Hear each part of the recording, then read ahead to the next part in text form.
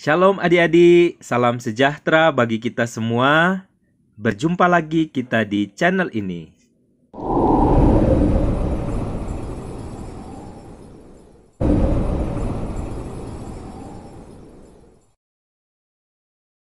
Adik-adik, bagaimana kabar kalian? Semoga kalian dalam keadaan yang sehat dan dalam lindungan Tuhan. Tetap semangat belajar ya. Adik-adik, kita masih di pelajaran Pendidikan Agama Kristen dan Budi Pekerti kelas 5. Kita juga masih di pelajaran yang ke-8 dengan tema berubah dan menjadi baru di bagian yang kedua. Adik-adik, kita dengarkan tujuan pembelajaran kita kali ini ya.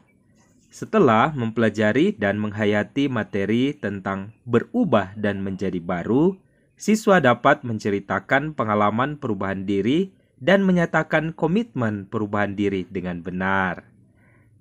Nah, sebelum kita masuk ke pembahasan kita, mari kita bernyanyi dan berdoa. Kita bernyanyi, berkaryalah Roh Kudus di sini. Berkaryalah Roh Kudus di sini. Berkaryalah dengan kuasa-Mu. Jamalah kami, jamalah setiap hati. Ubahlah kami jadi baru.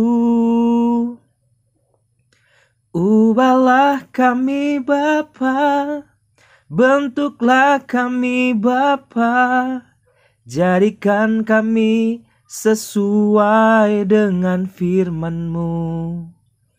Ubahlah kami Bapa, bentuklah kami Bapa, jadikan kami sama seperti Yesus.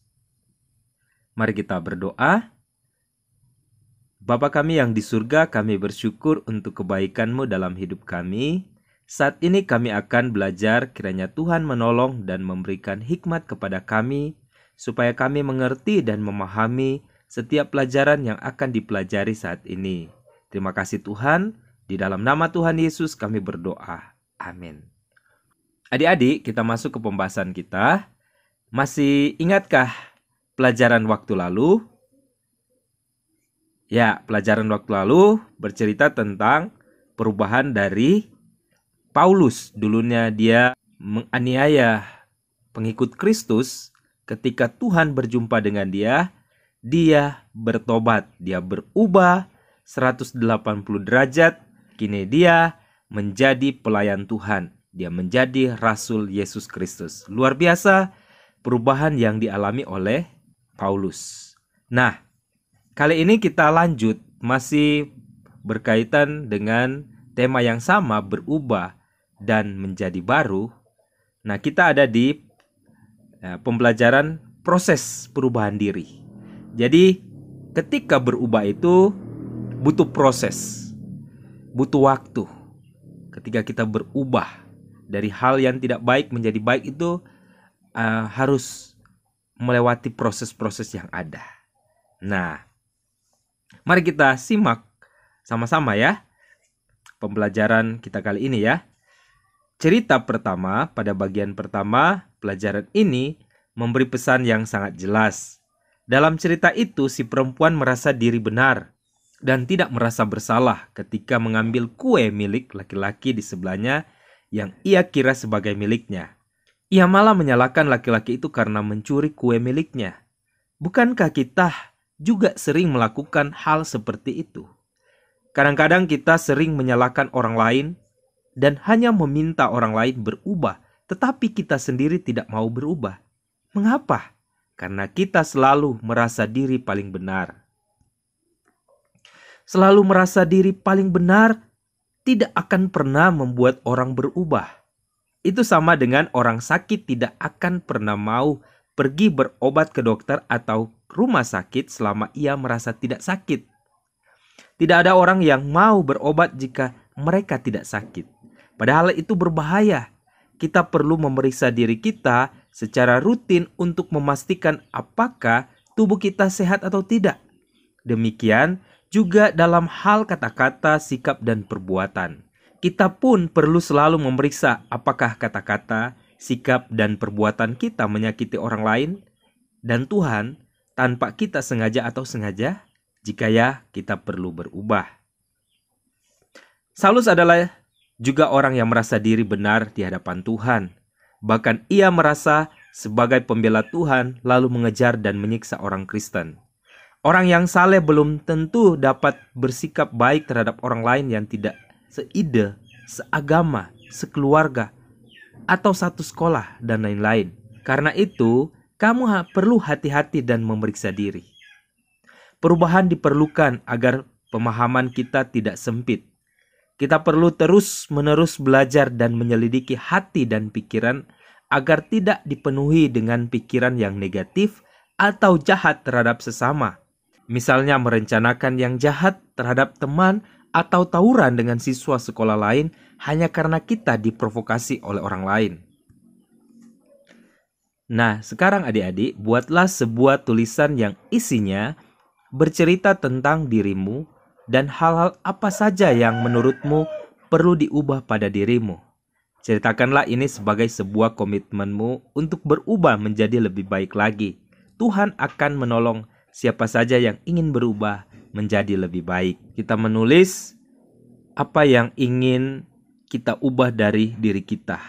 Mungkin kita dulunya tidak menghormati orang tua, dulunya bentak-bentak orang tua, suka mengeluarkan kata-kata kotor. Nah, kita minta kepada Tuhan, kita menulis ini yang akan kita ubah.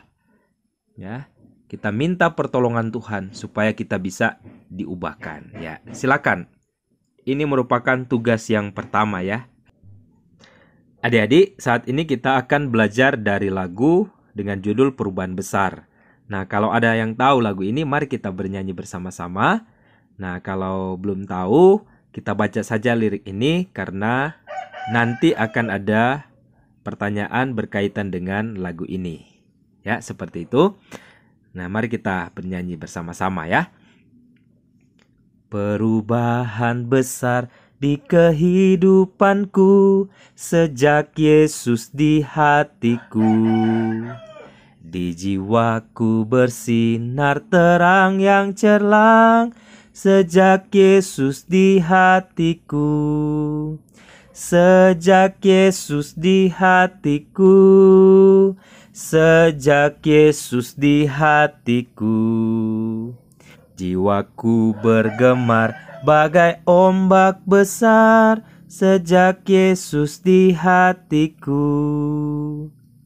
Aku tobat kembali ke jalan benar sejak Yesus di hatiku.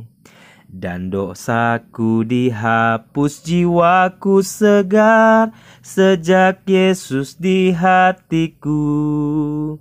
Sejak Yesus di hatiku. Sejak Yesus di hatiku. Jiwaku bergemar bagai ombak besar sejak Yesus di hatiku. Aku rindu pergi ke tempat Tuhanku sejak Yesus di hatiku. Aku riang gembira berjalan terus sejak Yesus di hatiku. Sejak Yesus di hatiku. Sejak Yesus di hatiku.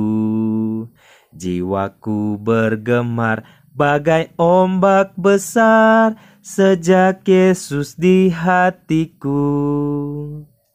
Demikian untuk nyanyian ini. Nah, adik-adik, mari kita jawab pertanyaan-pertanyaan di bawah ini. Dan ini merupakan tugas yang kedua kita. Yang pertama, apa pesan utama nyanyian itu? Jadi lagu tadi apa pesan utamanya? Ya. Yang kedua, perasaan apa yang dialami oleh orang yang mengubah dirinya menjadi lebih baik? Ya. Yang ketiga, tuliskan doamu kepada Tuhan agar Tuhan menolongmu mengubah diri menjadi lebih baik. Nah, adik-adik, yang menjadi kesimpulan pembelajaran kita kali ini adalah Perubahan menjadi sebuah kebutuhan bagi setiap orang agar menjadi lebih baik. Hal itu ditandai dengan perubahan pikiran, kata-kata, sikap, dan perbuatan yang semakin sesuai dengan kehendak Tuhan. Tuhan menolong dan memberi kesempatan kepada kita untuk berubah dan menjadi manusia baru. Kiranya dengan materi ini kita bisa berubah dari hari ke hari. Minta pertolongan Tuhan supaya kita bisa diubahkan oleh Tuhan menjadi lebih baik lagi. Dan kita menjadi manusia baru, manusia yang dikehendaki oleh Tuhan. Melakukan apa yang Tuhan mau dalam kehidupan kita sehari-hari. Nah, adik-adik, kita akan tutup. Mari kita bernyanyi dan berdoa. Kita bernyanyi "Berkaryalah Roh Kudus" di sini. Berkaryalah Roh Kudus di sini.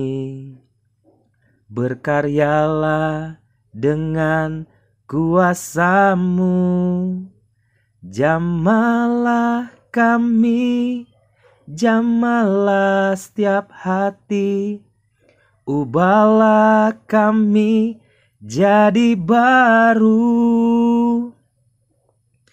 Ubahlah kami Bapa, bentuklah kami Bapa, jadikan kami sesuai dengan firman-Mu. Ubahlah kami Bapa, bentuklah kami Bapa, jadikan kami sama seperti Yesus. Mari kita berdoa. Allah yang baik, tolonglah kami anak-anak-Mu ini memeriksa diri kami dan melakukan perubahan pada kata-kata, sikap, dan perbuatan kami, agar kami mencerminkan ajaran-Mu dalam kehidupan kami sehari-hari. Ya Tuhan, kami juga bersyukur karena Engkau sudah menolong kegiatan pembelajaran kami sehingga boleh selesai dengan baik. Di dalam nama Tuhan Yesus kami berdoa. Amin. Adik-adik, sumber belajar Pak Guru ambil dalam Alkitab Perjanjian Lama dan Perjanjian Baru dalam terjemahan baru yang diterbitkan oleh Lembaga Alkitab Indonesia. Yang kedua, dalam buku Pendidikan Agama Kristen dan Budi Pekerti yang diterbitkan oleh Kementerian Pendidikan dan Kebudayaan. Nah, sekian untuk pembelajaran kita kali ini. Tetap semangat belajar dan tetap menerapkan setiap protokol kesehatan yang sudah ditetapkan oleh pemerintah, yaitu 3M, memakai masker, mencuci tangan dengan sabun, dan menjaga jarak. Terima kasih untuk perhatiannya. Tuhan memberkati. Shalom.